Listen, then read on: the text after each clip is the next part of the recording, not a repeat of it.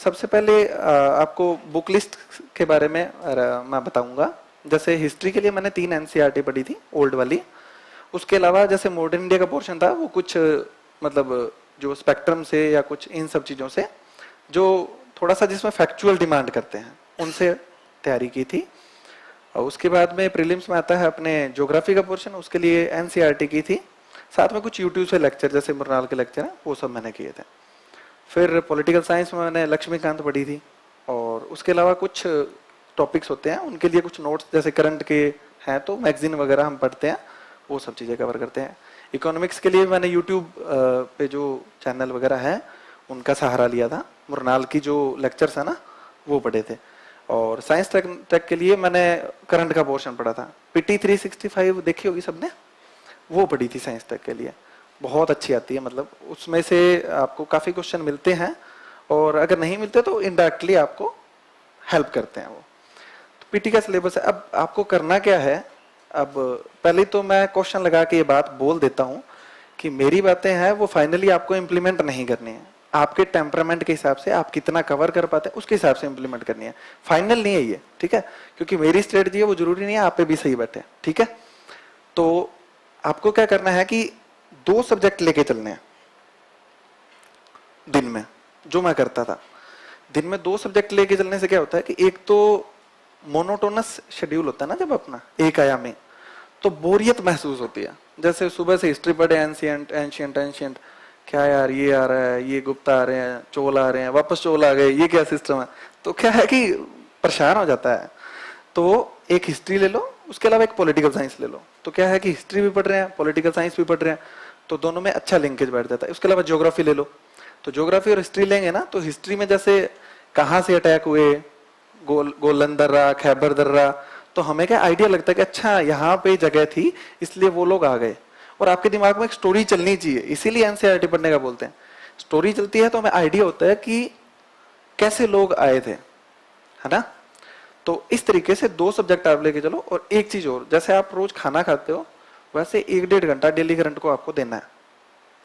चाहे आप वो न्यूज़पेपर पढ़ें, चाहे फिर ऑनलाइन कोई वेबसाइट खंगालें, या फिर कुछ भी जो आपको लगता है, कुछ मतलब ऑडियो वगैरह कुछ सुनते होंगे, या कोई जिस्ट आते होंगे, जैसे एनालिसिस होते हैं ना अखबारों के, तो वो पढ़ सकते हैं, या फिर कोई न्यूज़पेपर भी पढ़ सकते हैं। लेकिन करना क्या है कि 1-1.5 घंटा आपको करंट को देना ही है।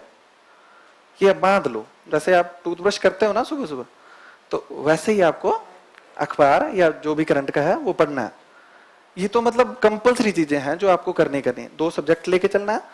और जब आप प्रीलिम्स की तैयारी स्टार्ट करें तो 2-3 महीने बाद में, जब आपने मतलब प्रीलिम्स की नहीं, जब आपने यूपीएससी की तैयारी स्टार्ट की, 2-3 महीने बाद में आपका ऑप्शनल पता होना चाहिए कि आपको क्या लेना है।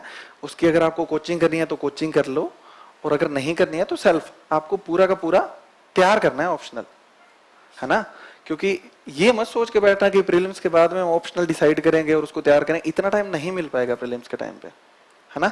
तो ऑप्शनल प्रीलिम्स से कम 3 या 4-5 महीने पहले तक आपका एक बार कवर होना चाहिए। उसके सिनॉप्सिस वगैरह जो भी आप बनाते हो वो सारे तैयार होने चाहिए, है ना। तो ये सब करके फिर आप डेली के 2 सब्जेक्ट लेके चलो। प्रीलिम्स के लिए नोट्स मैं तो नहीं बनाता था, क्योंकि प्रीलिम्स के लिए नोट्स कितने बनाएंगे। प्रीलिम्स में कहीं से भी पूछ सकते हैं ना, कोई अंत थोड़ी है प्रीलिम्स का।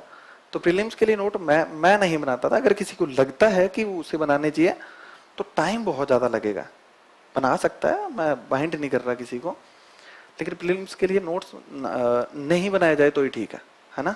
और जो भी मटेरियल पढ़ रहे हैं आप, एक तो अपनी आदत होती है कि हम लोग बुक्स पे बड़ा बिलीव करते हैं, बहुत सारी किताबें उठा के ले आएंगे, और लाइब्रेरी में या जो भी रूम में बैठते हैं ना, वहां पे इतनी इतनी बुक्स जब सजी होगी तभी हमें सुकून मिलता है कि हाँ यार अब ठीक है, अब पढ़ाई यूपीएससी वाले लग रहे हैं। तो ये बहुत ही गलत चीज है। बुक्स लेके आओ आप बहुत ही कम। एक तो सारी एक साथ मत लेके आओ कि सारे सब्जेक्ट एक साथ ले और पढ़नी स्टार्ट कर दी, वो बर्डन फील होता है कि इतनी सारी बुक्स कैसे कंप्लीट हो गई। आपने ज्योग्राफी स्टार्ट किया, ज्योग्राफी की बुक्स लेके आओ या नोट्स लेके आओ आपकी कोचिंग के हैं तो उनको कंप्लीट करो पहले, और एक रीडिंग मारते ही दोबारा दूसरी रीडिंग मारो। क्योंकि एक रीडिंग मार के आपने पॉलिटी उठा ली, 15 दिन पॉलिटी में दिए, ज्योग्राफी खत्म, है ना। आंसर लिखने की जरूरी नहीं है, आप क्वेश्चन लिख लोगे ना, तो जब दूसरी रीडिंग या तीसरी रीडिंग करोगे ना, तो उन क्वेश्चन के बिहाफ से आप उस बुक को पढ़ रहे होगे। और अगर आपने 40 क्वेश्चन एक बुक में से बना लिए तो मुझे नहीं लगता कि मतलब आपकी वो बुक लगभग 60-70% तैयार हो जाएगी। तो ये सबसे बड़ा है कि आप जब भी कोई किताब पढ़ो तो एक क्वेश्चन मार्क आपके दिमाग में रहना चाहिए। ठीक है, 2 सब्जेक्ट आप दिन में कर रहे हो, जितने भी टाइम लगे उसको दोबारा पढ़ो, क्योंकि हमारा टारगेट ये नहीं है कि हमें सारी किताबें कंप्लीट करनी है, हमारा टारगेट ये है कि हमें जितना पढ़ना है ना उसको अच्छे से पढ़ना है। प्रीलिम्स में 100 क्वेश्चन किसी को नहीं आते, है ना। सारे लोगों को 40 से 45 क्वेश्चन जिसका जो सेलेक्ट होता है 40 से 45 क्वेश्चन उसको आ रहे होंगे, और बाकी क्वेश्चन करता है इंट्यूशन से कि कितना पढ़ा हुआ, कभी दिमाग में आ गया हाँ यार ये तो ये हो सकता है। इस बेस पे जिनको अपन तुक्का कहते हैं, तुक्का नहीं वो एक्चुअल में इंट्यूशन होता है कि हम चीजों को कितना रिटेन कर सकते हैं, अपन ने कितना डेप्थ में पढ़ा है, कितनी अपने एनालिसिस स्किल है। तो इस बेस पे क्या होता है कि 40-45 क्वेश्चन सबसे होंगे, उसके बाद में सब तुक्के मारेंगे। मैं भी यही करता हूँ, सारे यही करते हैं। कई लोग 100 के 100 क्वेश्चन करके आते हैं, और जैसे मैं थोड़े से कम करके आता हूँ, मेरे को सारे क्वेश्चन सॉल्व करना सही नहीं लगता, तो मैं 70 से 80 के बीच में करता हूँ प्रीलिम्स के बीच में, और एक्यूरेसी ठीक है तो हो जाता है प्रीलिम्स। और जिसकी एक्यूरेसी थोड़ी कम होती है वो सारे के सारे करके आता है। लेकिन ये है कि अपन को जितना पढ़ रहे हैं उसमें से ऐसा होना चाहिए कि आपने पॉलिटी की मान लो कोई बुक पढ़ी, आपने डीडी बासु पढ़ी या लक्ष्मीकांत पढ़ी, जो भी पढ़ी, तो उसमें से अगर कोई क्वेश्चन है तो फिर ये नहीं होना चाहिए कि यार ये क्वेश्चन गलत हो गया, ऐसे बुक पढ़ लो। 2 बुक पढ़ने की नीड नहीं, एक ही पढ़ लो। तो इस तरीके से आपको काम करना है, बीच में क्वेश्चन आंसर लिखने हैं और उसी के हिसाब से काम करना है।